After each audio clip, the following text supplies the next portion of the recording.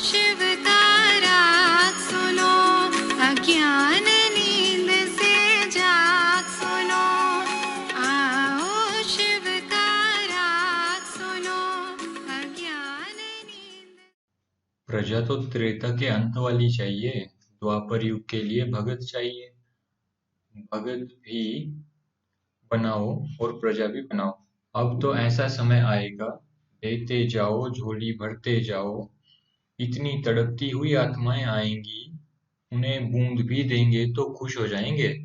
ऐसा समय अब आने वाला है, जैसे वह सुनाते हैं मिंट मोटर, सिक्के पर छाप की मशीन, ऐसे मशीनरी चलेगी। दृष्टि, वृत्ति, स्मृति, वाणी सभी से सर्विस चलेगी। आपका घर भी आश्रम है, उनमें से जो भी निकलेंगे वह स्वयं सेंटर पर जाने के लिए रुक नहीं सकेंगे। इन्होंने तो सर्विस की स्थापना में धक्के खाए हैं, आप लोग तो बने बनाए पर आए हो। इन्होंने मेहनत कर मक्खन निकाला, आप खाने पर आ गए। लेकिन मक्खन खाने वाले कितने शक्तिशाली होने चाहिए। सदैव यह ख्याल रखो कि जो भी आत्माएं संपर्क में आती हैं, उनको जो आवश्यकता है वह मिले। रोटी की आवश्यकता वाले को पानी दे दो, तो किसको मान देना पड़ता है। उसको कहो जाकर दरी पर बैठो तो कैसे बैठेगा। कोई को दरी पर बिठाकर कोर्स कराया जाता है तो कोई को सोफे पर। अभी गवर्नर आया तो क्या किया, रिगार्ड दिया ना। अगर रिवाजी रीति से चलाओ तो चल ना सके, कहाँ रिगार्ड देकर लेना पड़ता है। सभी को एक जैसा डोज देने से बीमार भी पड़ जाते हैं। आजकल डॉक्टर्स के पास पेशेंट जाते हैं तो लंबा कोर्स नहीं जाते हैं, आया इंजेक्शन लगाया और खलास। यहाँ भी ऐसा है, आया और उनको उड़ाया। ऐसी सर्विस करते हो, स्वभाव से भी सर्विस कर सकते हो। ड्रामा अनुसार किसको स्वभाव भी अच्छा मिलता है तो उस स्वभाव की भी मदद है। सहेली बनाकर किसको अनुभव से भी प्रभावित कर सकते हैं। छोड़ ना दो कि ये ज्ञान सुनते नहीं है, पहले संपर्क में लाकर फिर संबंध में लाओ। स्वभाव से भी किसको समीप ला सकते हो, इसका प्रयोग करो। तुम सभी विश्व के कल्याण के आधार मूर्त हो। अपने को आधार मूर्त समझेंगे तो बहुतों का उद्धार कर सकेंगे। जो ऐसी सर्विस करते हैं वह उस खाते में, जैसे बैंक में भिन्न भिन्न खाते होते हैं, जो जो जिसकी सर्विस करने के निमित्त बनते हैं वह उस समय ऐसे ही खाते में जमा होते हैं। फाउंडेशन जितना गहरा डालेंगे उतना मजबूत होगा।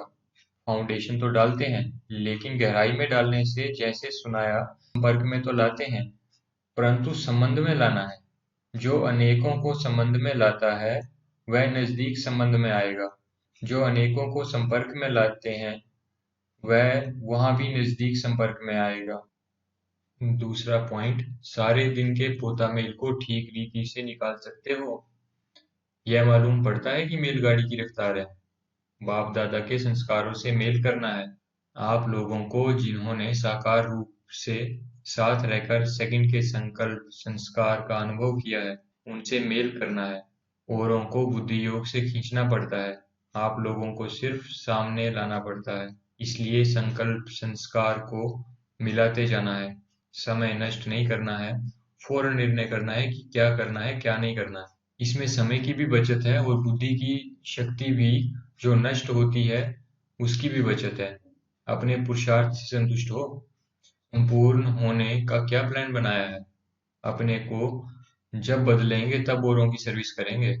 संतुष्टता में सर्टिफिकेट मिला है, मनपसंदी के साथ साथ लोग पसंद बनना है। सर्टिफिकेट एक तो जो रिस्पॉन्सिबल हैं उन्होंने दिया तो लोग पसंद हुए। रचना को भी संतुष्ट रखना है, उन्हों की चलन से ही कैच करना है कि संतुष्ट हैं।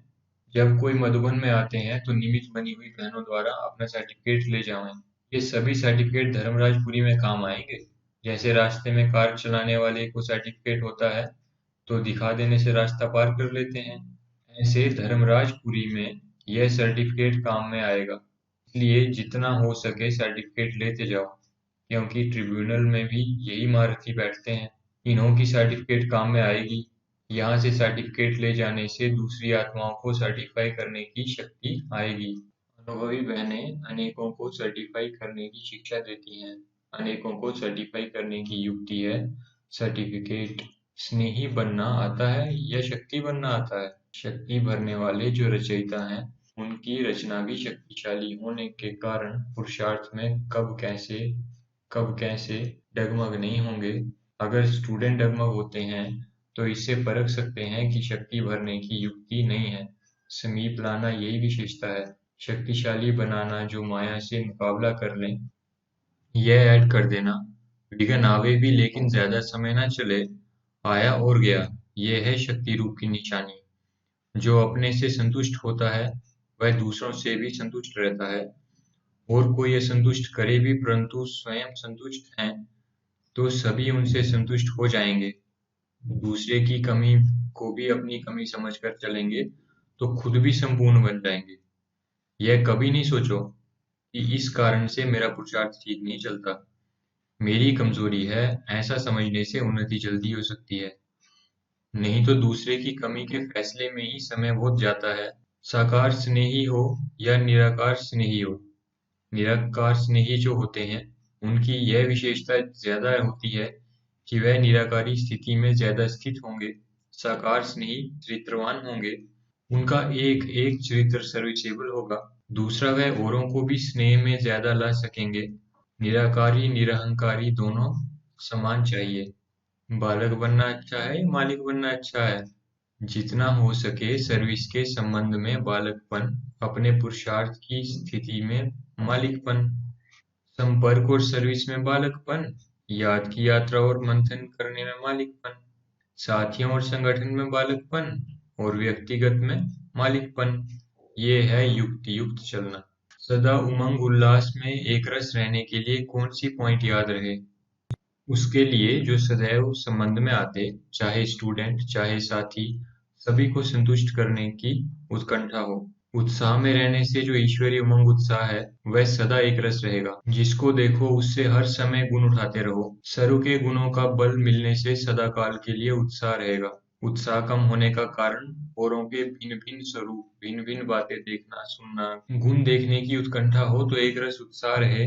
गुण चोर होने से और सब चोर भाग जाएंगे। सरों पर विजयी बनने की युक्ति क्या है? विजयी बनने के लिए हरेक के दिल के राज को जानना है। जब हरेक के मुख की आवाज को देखते हो तो आवाज देखने से उनके दिल के राज को नहीं जान सकते। दिल के राज को जानने से सरों के दिलों के विजयी बन सकते हो। दिल के राज को जानने के लिए अंतर्मुखता चाहिए।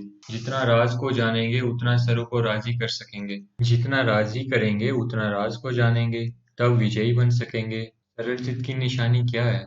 जो स्वयं सरल चित्त रहते हैं वह दूसरों को भी सरल चित्त बना सकते हैं। सरल चित्त माना जो बात सुनी, देखी, की वह सार युक्त हो और सार को ही उठाए, और जो बात व कर्म स्वयं करे उसमें भी सार भरा हुआ हो, तो पुरुषार्थ भी सरल होगा। और जो सरल पुरुषार्थी होता है वह औरों को भी सरल पुरुषार्थी बना देता है।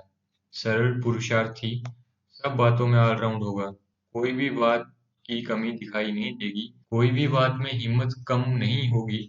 मुख से ऐसा बोल नहीं निकलेगा कि यह अभी नहीं कर सकते हैं। यह एक मुख्य अभ्यास प्रैक्टिकल में लाने से सब बातों में सैंपल बन सकते हैं। सर्व बातों में सैंपल बनने से पास विद ऑनर बन सकते हैं। ऐसा कभी कोई बात में कहते हो अभ्यास नहीं है। ऑलराउंड बनना दूसरी बात है, यह हुई कमाई। ऑलराउंड एग्जाम्पल बनना दूसरी बात है। हर बात अन्य के आगे सैंपल बनकर दिखाना, हर बात में कदम आगे बढ़ाना, अपने द्वारा सभी को कमाई में उल्लास दिलाना, यह है ऑलराउंड एग्जाम्पल बनना। सेंस में ज्यादा रहते हो या इसेंस में? सेंसिबल जो होते हैं वह इतने सफलता मूर्त नहीं बन सकते हैं। इसेंस में रहने वालों की खुशबू अधिक समय चलती है, उनका प्रभाव सदाकाल चलता है। जो सिर्फ सेंस में रहते हैं उनका प्रभाव तो रहता है परंतु हर समय नहीं। सभी के गले में विजयी माला पड़ी है लेकिन नंबरवार। कोई के गले में बड़ी तो कोई के गले में छोटी। इसका कारण क्या है?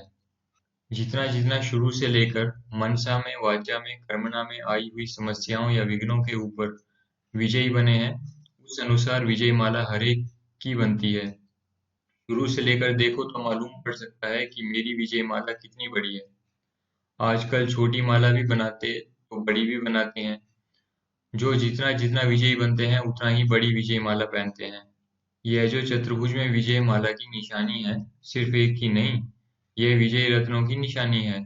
तो हर एक अपनी अपनी विजय माला का साक्षात्कार कर सकते हो।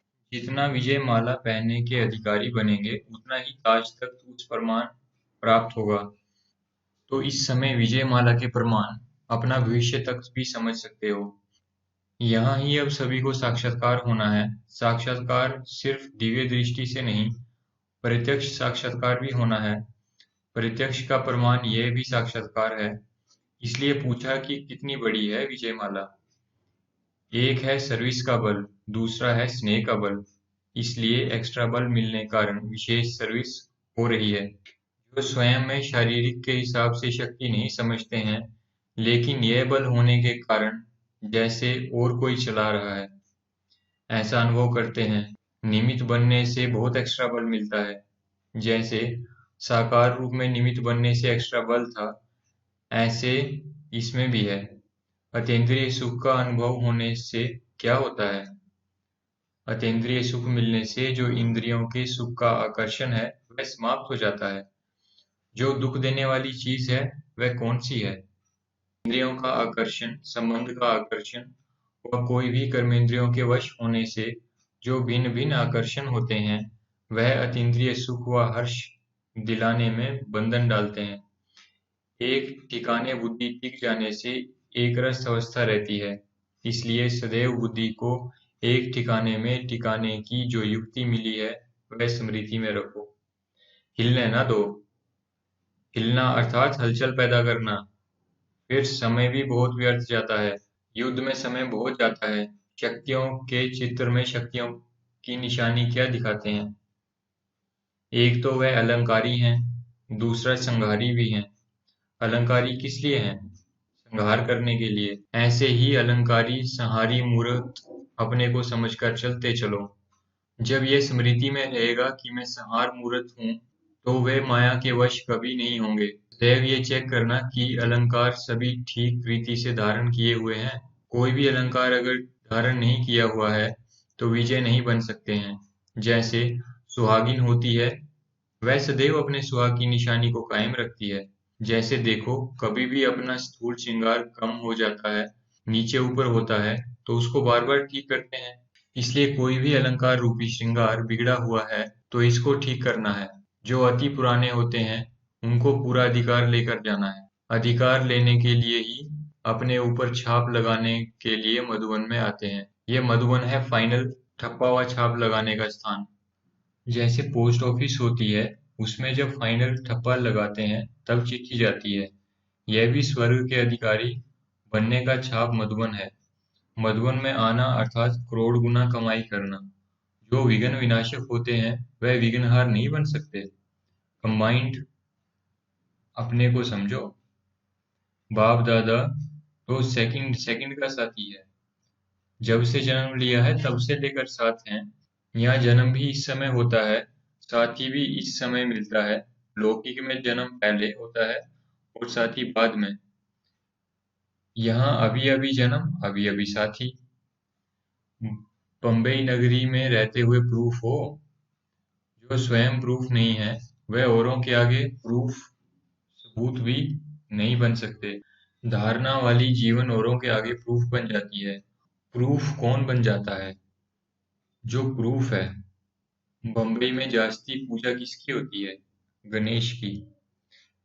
उसको विघ्न विनाशक कहते हैं। गणेश का अर्थ है master knowledgeful, Vidyapati. Master knowledgeful कभी हार नहीं खा सकते, क्योंकि नॉलेज को ही लाइट माइट कहते हैं। फिर मंजिल पहुंचना सहज हो जाता है। मंजिल पर पहुंचने के लिए लाइट माइट दोनों चाहिए।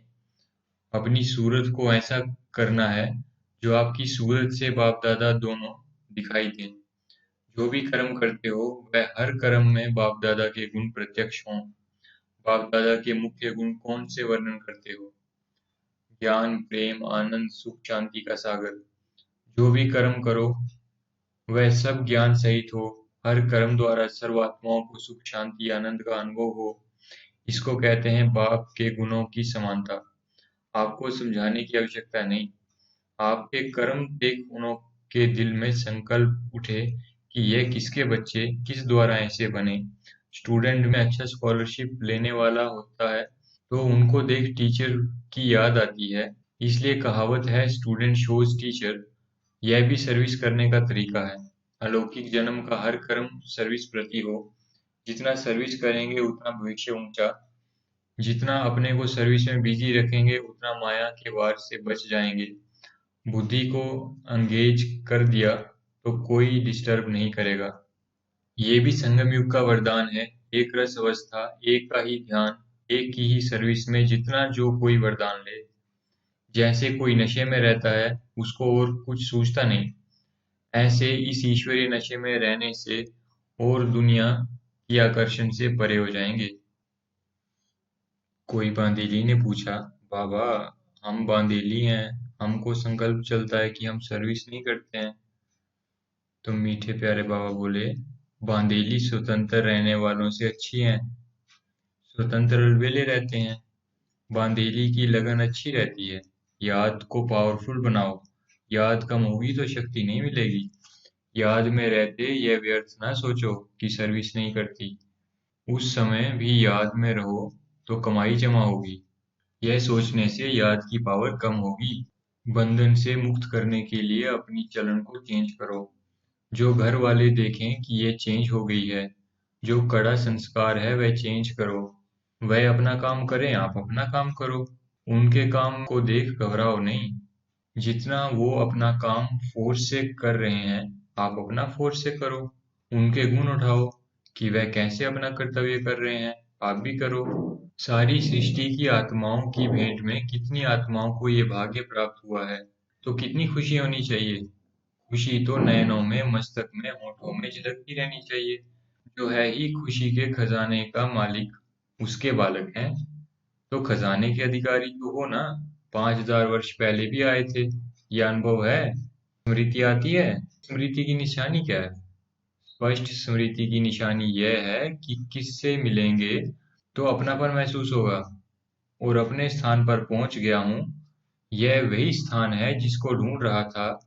जैसे कोई चीज ढूंढने के बाद मिलती है, इस रीति से ये भासना आए कि असली परिवार से मिले हैं और अपनापन का अनुभव हो, इसको कहते हैं स्पष्ट अनुभव। दूसरी बात कि जो बात सुनेगा वह उनको सहज स्पष्ट समझ में आएगी। जैसे पवित्रता की बात लोगों को मुश्किल लगती है, परंतु जो कल्प पहले वाले होंगे अधिकारी, वह तो समझते हैं कि हमारा स्वधर्म ही है, उनको सहज लगेगा। जैसे कोई जानी पहचानी मूर्तियां होती हैं, उनको देखने से ऐसा अनुभव होता है कि यह तो अपने हैं। जितना समीप संबंध में आने वाले होंगे वह स्पष्ट अनुभव करेंगे। ऐसे अनुभवी आत्माओं को कर्म बंधन तोड़ने में देरी नहीं लगेगी। नकली चीज को तोड़ना मुश्किल नहीं होता। अच्छा। ओम शांति।